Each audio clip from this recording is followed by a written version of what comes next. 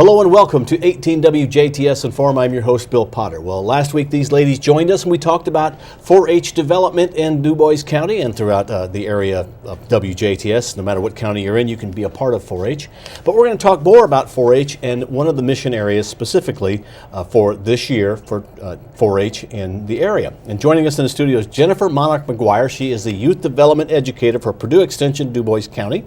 Also joining us is a 10-year 4-H member, and that is Louisa Nino. She is from Huntingburg and is a member of a 4-H program over there. She's going to give us some of her experiences as well. We did have this show last week. We're going to touch now on citizenship. And first of all, there are 3 mission areas for 4-H programming throughout the nation. Yes. Okay, and they are healthy living. Healthy living. Science. Yes. Which we've had shows about that as well. But we also have citizenship. And that's what we're going to talk about this. Now, when I think of 4-H, I think of projects. I think of growing vegetables. I think of cooking. I think of electricity or public speaking. Citizenship might be a little different mission area. Yeah, because really there's only a couple of projects that really fit into this category. It's junior leaders, which is provides a lot of leadership experience, and then genealogy, and that's about it. Most of citizenship are experiences that 4-H can provide for you. And things, opportunities that you can do to build your leadership skills, serve the community, and just learn about all kinds of things. So a lot of experiences related to citizenship. So it's really not a project. It probably is more like the monthly meetings that you have is a part of that. Those aren't projects, but you're learning something at each of these meetings. Yes, especially if you are serving as an officer at those monthly meetings. That is a leadership experience, and that would fall under citizenship, because leadership is a huge part of citizenship and being a good citizen, learning how to lead others, work with others. So yeah, the club meeting would be an important part of that. Okay, and let me ask you, Louisa, tell me what's a club meeting like? What happens at a club meeting? And are these monthly? Once a month, or is that? Yes, okay. we have ours once a month. And so they're actually at my house because my mom is our leader. Sure. So it's real close by. And what we do is we'll start out with like the pledges, the 4-H pledge and the American pledge, and we just go through a meeting like normal, say what's going on in the countywide, statewide, and then we normally do a project a month. And so kids can ask if we want to do a foods project. And so we've baked cupcakes at a meeting just to teach the younger kids that maybe aren't in foods what foods is about, or doing projects like crafts and just making small things at a meeting. So. Are you learning rules of order? I mean, are these meetings structured where, okay, I make a motion that we do this? I mean, is there a treasury? Our junior leader meetings are, yes. Okay. We start out with kind of like Robert's Rule of Order. Okay. And we do make motions. We second to do the things that we're doing. So you're learning, that's an important part of citizenship, because when you go from there and you're on a board someplace else or you're on a committee somewhere else, you have to know those rules of order, that there's the way to do things. Yeah. And you have officers, so everybody kind of, you have an election, is that what happens? Yeah, so different elections at different times. So our club hasn't, like my home club hasn't done their elections yet, but junior leaders did their elections, in this December, right? Yeah. I think it might have been November, but yeah, they've already done their elections for junior leaders. Now you're a member really of 2 clubs? Technically, yes. Is that right? Okay, so you're junior leaders, which is a project and a club. Okay, and you're a member of the Clover Conspirators. Clover Conspirators, which is a hometown club, so to speak. Okay, because there's other clubs other than junior leaders. There's horse and pony. Yeah, you're talking about like county clubs or project-based clubs. So yes, there's about 6 of those. So junior leaders, shooting sports, horse and pony. We have Paws and Pals, which is a dog club. We have a rabbit club called Hoppers. We have a robotics club.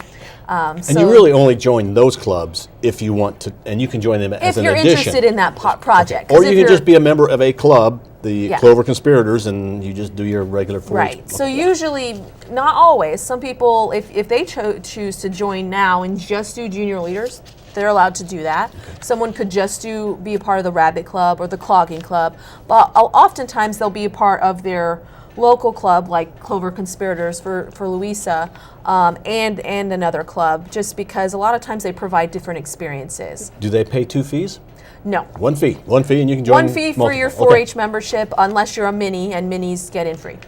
And let's talk about the enrollment, because we're approaching that time you have to be registered. Yes. Well, you don't have to, because you could join halfway through the year if you want to, but you miss out. You on miss things. out. Yeah. You miss out. So we really, our online enrollment window where we really want everyone to enroll would be January 15th.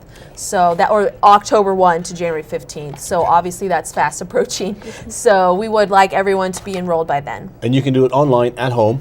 Yes, you or can. you can go to a time and help out. I mean, you Right, can learn from your office. You can come to our office. We have some extended office hours that you can find on our Facebook page and things like that. Or we can make appointments with you if you really can't make it during office hours, or just call us. That's totally fine too. I respond to a lot by email, Okay. so I check my email probably too much. So Well, and I think we asked Louisa last week. It's really easy. It's not that hard to register online.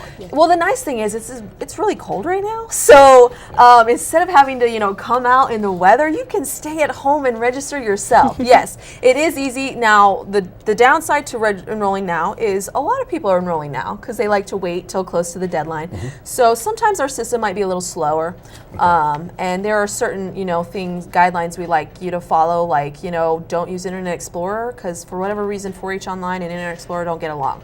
Sure. So it probably won't work. I understand. Just things like that. But again, if you're new to it and you just have questions, feel free to call our office. We can walk you through it. And again, it won't take you that long. We walk you through the process. Do you have to know what club you're going to be a member of, or is that in order to enroll? You have to sign up for a club and you have to sign up for a project. However, that can change later. Okay. So if you decide, if you're worried because you think you have to figure out all your projects now, you can sign up for one and then decide later, as long as you have to sign up for the rest of your projects by May 15th.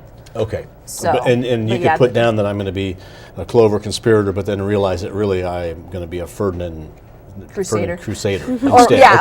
There's actually multiple clubs in Ferdinand. But yeah, you can change your mind. That's okay. And I don't think members can change their own clubs, because what happens a lot of times is they'll delete out all their projects.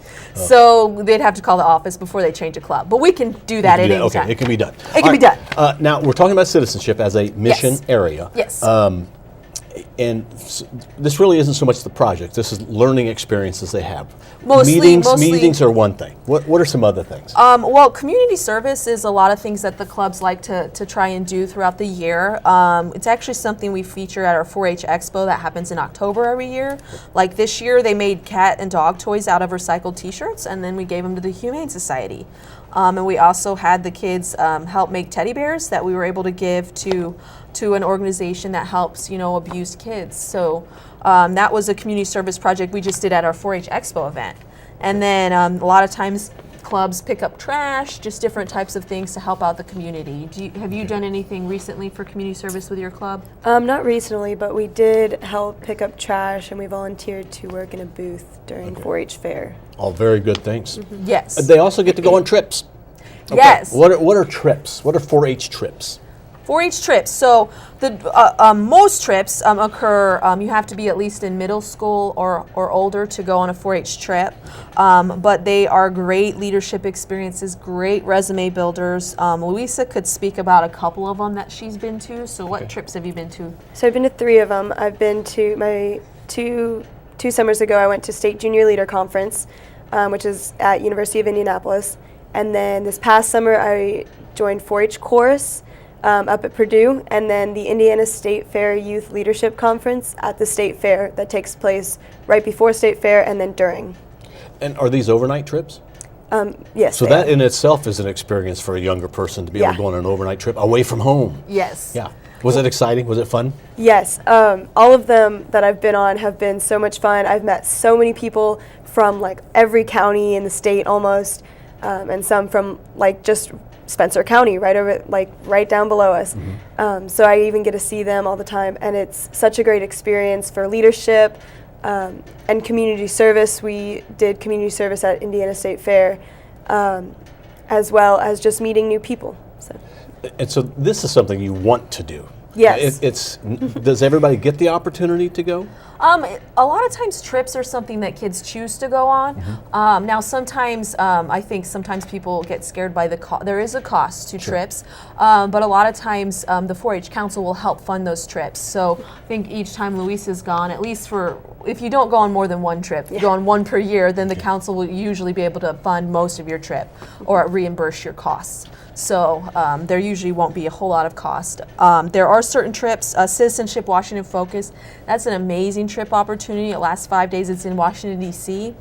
That one costs more, but you get a lot for what you're doing, and it's a great experience. I think this past year we were able to pay about half their cost for that. So it's still a decent amount of things, and it's a once-in-a-lifetime opportunity. But then along citizenship, you also learn then to go out and try and fundraise or try and create some funds to help pay for your trip. Yeah. So, okay. You also have a program that you'd like to kick off, and that's Teens as Teachers? That's correct. So this is a great leadership opportunity that hasn't been around in Indiana 4-H very long. It's been maybe 3 years that it's been here, maybe a little longer. But they basically, it's an opportunity. It's sort of a trip. So the kids who participate, they have to be in high school, but they go to Bradford Woods is where they went last year, and they all go there, and they usually go in teams. So you have to have at least 3 people to be on a team, and then they pick a topic area. So the topic areas include biosecurity, biotechnology, healthy living, and then this year they're adding leadership. So these are topics that you then learn a bunch of lessons for, get a whole kit to take home with you to help teach your lessons, and then you go home and then you teach kids about what you learned. So you get to teach kids this stuff. So it's great leadership opportunity. You go and then you teach kids. So it's a great opportunity for anyone who's interested in going into education in any means, and then also just someone who wants something to look good on their resume. You know, everyone's kind of looking, I'm sure she knows, about wanting more to put on your resume. Especially for scholarships as much as you can. Yeah, and oftentimes people only think about that stuff when they're a senior, but now's the time. If you're a 9th grader, you know, now's the time, and then you would have years of experience doing this. It's a great opportunity. Everyone who does it, they love it. They even get to sometimes go up to the state fair and teach other people. I saw one team that at our national conference for 4-H educators, it was in Indianapolis this year, and there was a group of teen teachers teaching educators what they learned. So, I mean, there's endless opportunities with this. So, it's another example of how the extension service throughout Indiana is not just 4-H and 4-H projects. It's so much more. And that's another thing. Obviously, we want everyone to join 4-H, but you know, maybe you just don't have the time commitments, or you know, you don't want to mess with that. Teens as Teachers is something that anyone can sign up for as long as they're in 9 through 12. So you don't technically have to enroll in 4-H to do it. So we can find a team of people from anywhere, as long as they're, you know, from our county, and then we can take a team up and train them. So. And to enroll in 4-H, there is a small fee. Yes. But isn't there a discount if you're a family? You get like after so many kids. So there is a $15 fee here, and we don't That's charge it. a county. $15 is for the year. $15 for the whole year, yeah. and we don't charge a county fee. So some other counties charge an additional fee on top of that. We do not in Du Bois County. So it's $15 unless you're mini, and then it's free. So the discount is if you have 3 or more than 3 children, you will only have to pay for 3 kids. So the most you'll ever have to pay at one time is $45. Well, and $15 is really cheap when you think about all the materials that you get on top of that. And yes, and that really does help fund our program. That fee goes to help fund even positions on our campus. So who provide all of our materials and you know, do all of our state level events. So that's just part of it. Some of our promotional materials, things like that. It helps really help keep our program going. So it's a really important fee, but again, we also are willing to work with people with that fee. So again, we understand people don't always have a lot of money to just throw out there. So you know, and we think 4-H is that important. You know, if you have an issue paying the fee, please contact us. We'll take somehow. We'll work with you. Yeah. We can make it disperse over a period of time, or you know, there might be some clubs that are willing to sponsor you. Just let us know, and we'll work with you. So, or even as an individual, if you wanted to do something good for some youth, Go to 4-H and say, look, I'd like to pay for 4 memberships for somebody that That can't would, afford yes, it. that would be You can do amazing. things like that? Yes, things like that. Or, what would be even more amazing if, you would just agree to help as a volunteer. Our program really relies on volunteers. That's kind of what we're building with citizenship, is we're building future volunteers. So, we need volunteers for Spark clubs. That's just a short-term opportunity. 6 hours is all we're asking. And, if you're really looking for people for your company, you want kids to come back here, we can bring kids out to your company and show them what you do as a Spark Club. We are looking for opportunities like that all the time. We always need volunteers. All right, well, excellent. Ladies, thank you for coming in. Yes. Your time is running out for joining 4-H, but if you've missed the deadline, don't worry, contact them. They can still get you signed up. Yes. We have had as our guest Jennifer Monarch-McGuire. She is the 4-H youth educator for Du Bois County for Purdue Extension. We've also had Louisa Nino, who is a 10-year member with 4-H. This is her last year. I'm sure you'll see her a lot at the Du Bois County 4-H Fair. Ladies, thank you for coming in. Thank you so much. Thank you for watching WJTS. We're local people watching local people.